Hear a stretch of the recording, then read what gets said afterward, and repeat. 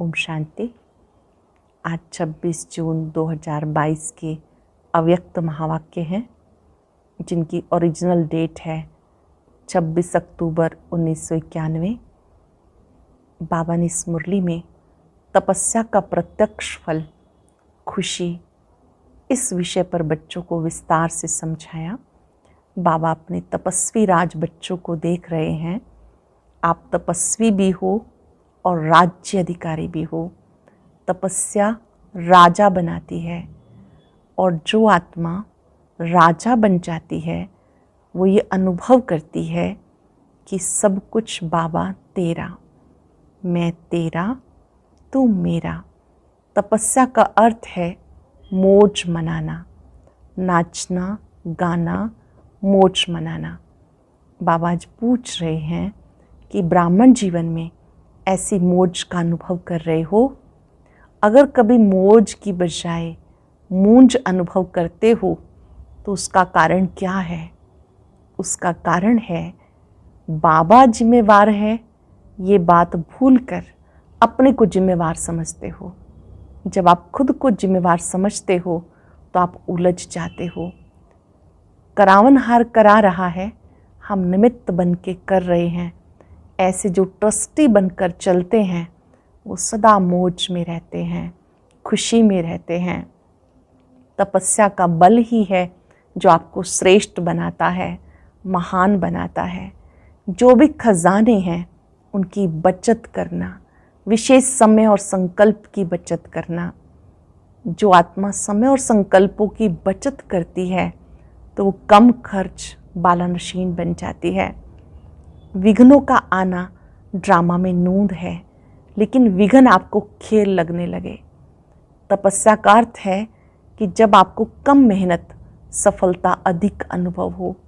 Drama में जो विघ्न आते हैं वो भी असंभव को संभव करते हैं, लेकिन आपको इन विघ्नों में खेल समझकर आनंदित रहना है। जैसे फुटबॉल में बॉल का इंतजार करते हैं सब, ऐसे ही विघ्न आएंगे और चले जाएंगे। आप बच्चों को अपनी स्थिति को कभी खराब नहीं करना। संसार को सबसे ज़्यादा आवश्यकता सिंपैथी की है और वो इस समय बाबा बच्चों को सिखाते हैं। सुनते हैं बाबा के मधुर बोल। बाबा के शब्दों में मुरली का सार है तपस्या का प्रत्यक्ष फल खुशी।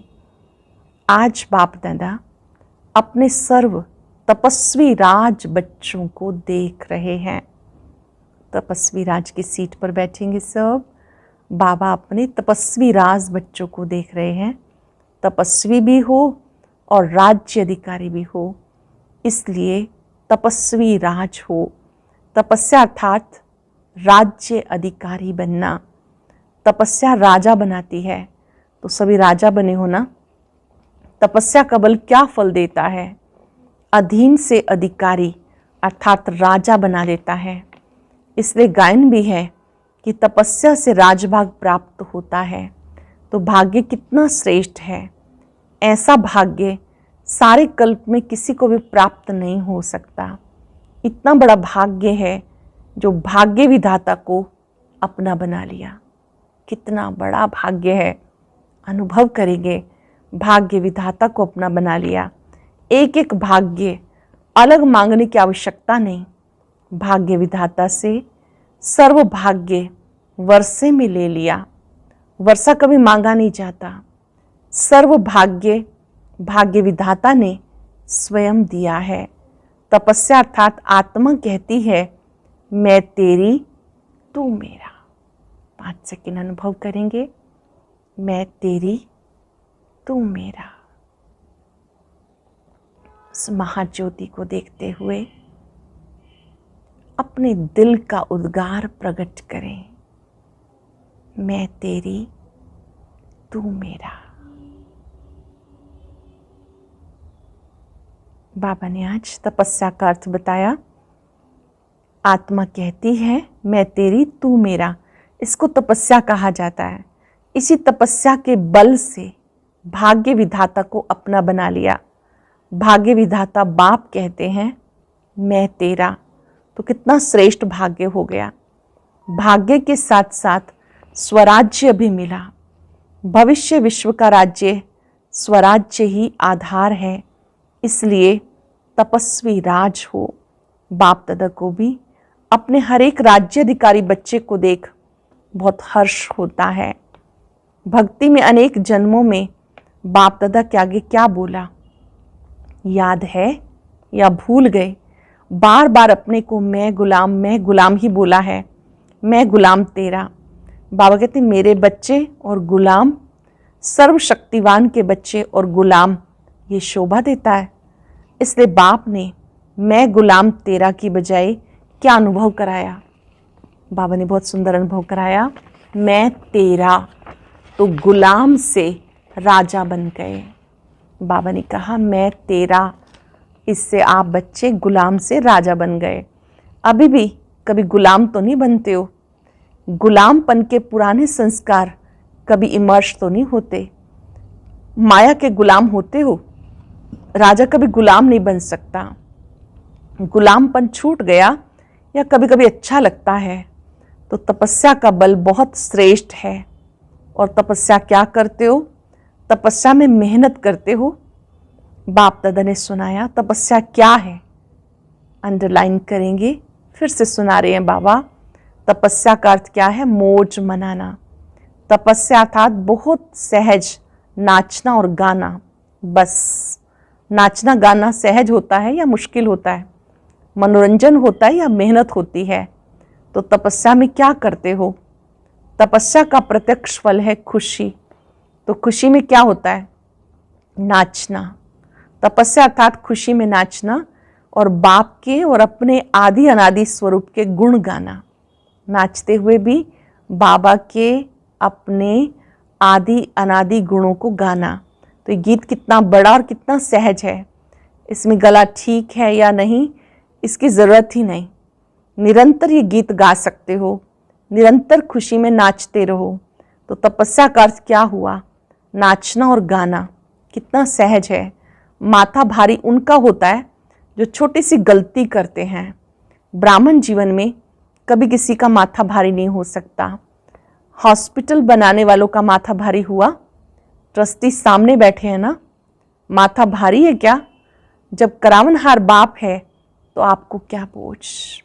पक्का कर लेंगे, करावनहार बाप है तो मुझे बोझ कैसा? ये तो निमित्त बनाकर भाग्य बनाने का साधन बना रहे हो। आपकी जिम्मेवारी क्या है? बाप की बजाय अपनी जिम्मेवारी समझ लेते हो तो माथा भारी होता है। बाप सर्वशक्तिवान मेरा साथी है तो क्या भारीपन होगा? छोटी सी गलती कर देते हो, मेरी जिम्मेवारी समझते हो तो माथा भारी होता है। तो ब्राह्मण जीवन ही नाचो गाओ और मौज करो। ब्राह्मण जीवन क्या है? नाचो गाओ मौज करो। सेवा चाहे वाचा है चाहे कर्मणा, ये सेवा भी एक खेल है। सेवा कोई और चीज़ नहीं। कोई दिमाग के खेल होते हैं, कोई हल्के खेल होते हैं, लेकिन है तो खेल ना। दिमाग के खेल में दिमाग भारी होता है क्या? तो ये सब खेल करते हो तो चाहे कितना भी बड़ा सोचने का काम हो, अटेंशन देने का काम हो, लेकिन मास्टर सर्वशक्तिवान आत्मा के लिए सब खेल हैं। ऐसे है या थोड़ा थोड़ा करते थक जाते हो? मेजॉरिटी अथक बनते हो, कभी कभी थोड़ा थक जाते हो। यही योग का प्रयोग सर्व खजानों को, चाहे समय, चाहे संकल्प, चाहे ज्ञान का खजाना व स्थूल धन भी अगर योग के प्रयोग की रीति से यूज करो, स्थूल तन भी अगर योग के प्रयोग की रीति से प्रयोग करो तो हर खजाना बढ़ता जाएगा। इस तपस्या वर्ष में योग का प्रयोग किया है ना? क्या प्रयोग किया है? इस एक एक खजाने का प्रयोग करो। कैसे प्रयोग करो? कोई भी खजाने को कम खर्चा, प्राप्ति अधिक, मेहनत कम, सफलता ज़्यादा, इस विधि से प्रयोग करो। जैसे समय को, संकल्प को उठाओ, ये श्रेष्ठ खजाने हैं। तो संकल्प का खर्च कम हो लेकिन प्राप्ति ज़्यादा हो। जो साधारण व्यक्ति 2-4 मिनट संकल्प चलाने के बाद, सोचने के बाद सफलता या प्राप्ति कर सकता है, वो आप 1-2 सेकंड में कर लेते हो। जिसको साकार में ब्रह्मा बाप कहते थे, कम खर्च बाला नशीन, खर्चा कम करो प्राप्ति 100 गुना हो। इससे क्या होगा? जो बचत होगी, चाहे समय की चाहे संकल्प की, तो बचत को औरों की सेवा में लगा सकेंगे। दान पुण्य कौन करता है? जिसके पास धन की बचत होती है। अगर अपने प्रति लगाने जितना ही कमाया और खाया तो दान पुण्य कर नहीं सकेंगे। योग का प्रयोग यही है, कम समय में रिजल्ट ज़्यादा, कम संकल्प से अनुभूति ज़्यादा हो, तब हर खजाना औरों के प्रति यूज़ कर सकेंगे। ऐसे ही वाणी और कर्म, कम खर्चा सफलता ज़्यादा, तब कमाल गाई जाती है। बाप दादा ने कमाल क्या की, कितने थोड़े समय में क्या से क्या बना दिया। तभी तो कहते कमाल कर दी। एक का पदम गुणा प्राप्ति का अनुभव करते हो, तब कहते हो कमाल कर दिया। जैसे बाप दादा का खजाना प्राप्ति और अनुभूति ज़्यादा कराता है, ऐसे आप सब भी योग का प्रयोग करो। सिर्फ ये गीत नहीं कि बाबा आपने कमाल कर दिया, आप भी तो कमाल करने वाले हो, करते भी हो। लेकिन तपस्या के चलते हुए समय में मेजॉरिटी की रिजल्ट क्या देखी? तपस्या का उमंग उत्साह अच्छा है, अटेंशन भी है, सफलता भी है, लेकिन स्वयं प्रति सर्व खजाने यूज ज़्यादा करते हो। अपनी अनुभूतियां करना ये भी अच्छी बात है, लेकिन तपस्या वर्ष स्वयं प्रति विश्व सेवा प्रति ही दिया हुआ है। तपस्या के वाइब्रेशन विश्व में और तीव्र गति से फैलाओ। जो सुनाया योग के प्रयोग को और अनुभव की प्रयोगशाला में प्रयोग की गति को बढ़ाओ।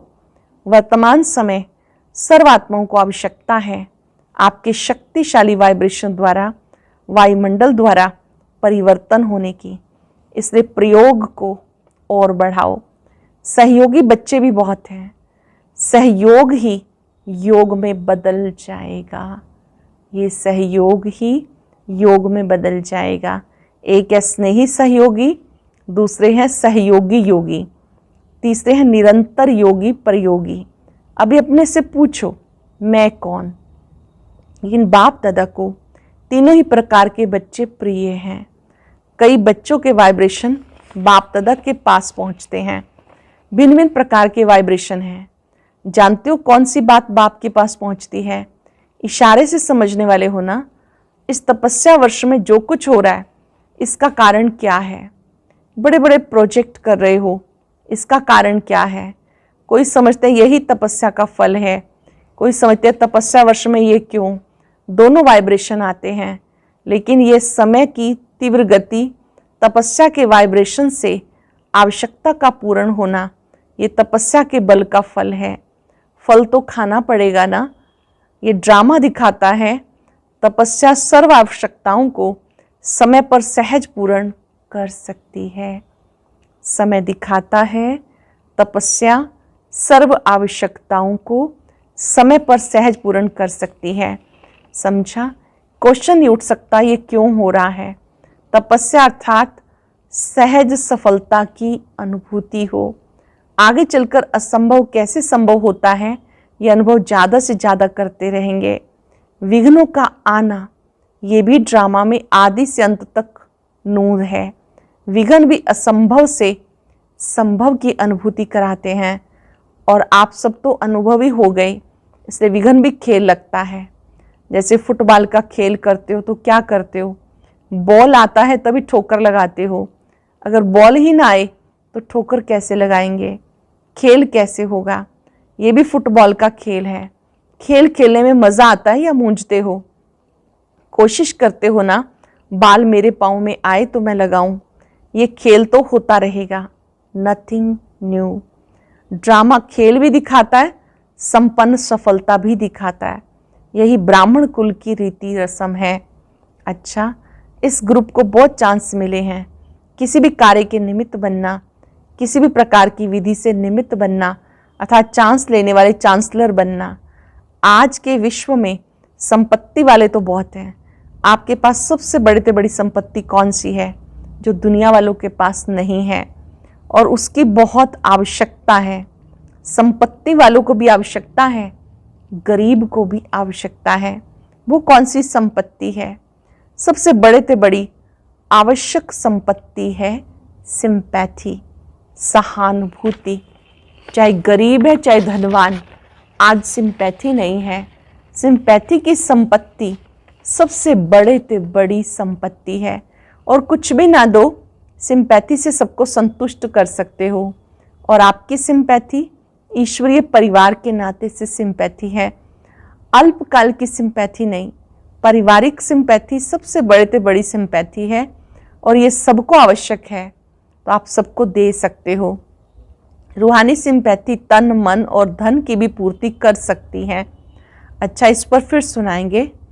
चारों ओर के तपस्वी राज, श्रेष्ठ आत्माएं सदा योग के प्रयोग द्वारा कम खर्च सफलता श्रेष्ठ अनुभव करने वाले, सदा मैं तेरा तू मेरा इस तपस्या में मगन रहने वाले, सदा हर समय तपस्या द्वारा खुशी में नाचने और बाप और अपने गुण गाने वाले, ऐसे देश विदेश के सर्व स्मृति स्वरूप बच्चों को बाप दादा का याद प्यार और नमस्ते।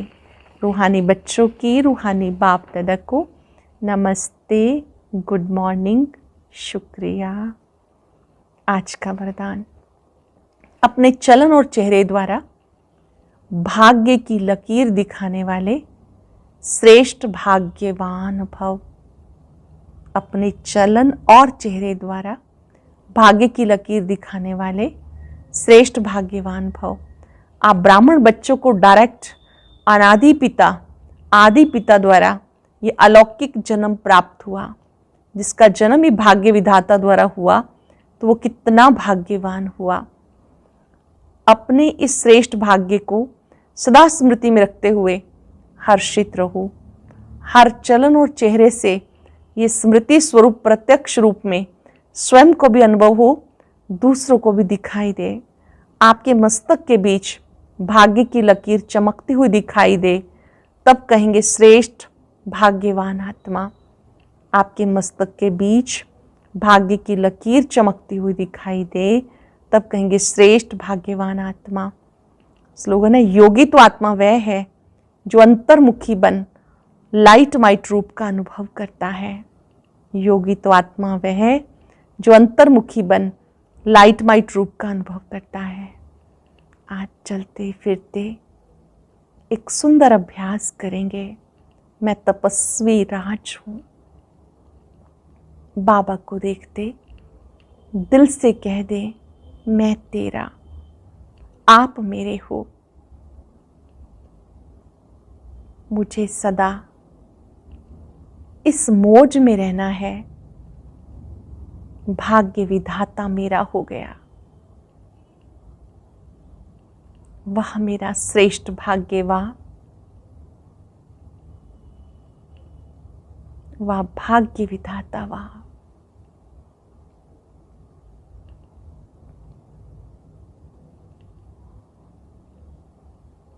बाबा ने मुझे बहुत सुंदर विधि सिखाई। जिम्मेवार बाबा है, करावनहार बाबा है, मैं ट्रस्टी हूं। मैं सदा खुश मौज में हूं। डबल लाइट हूं। शुक्रिया बाबा, आपने मुझे तपस्वी राज बनाया। आपका शुक्रिया। और अब सुनते हैं आज का अव्यक्त ज्ञान मोती। ये एक बहुत संस्कारितापूर्ण वीडियो है, जरूर देखें, कोई भी मिस न करे।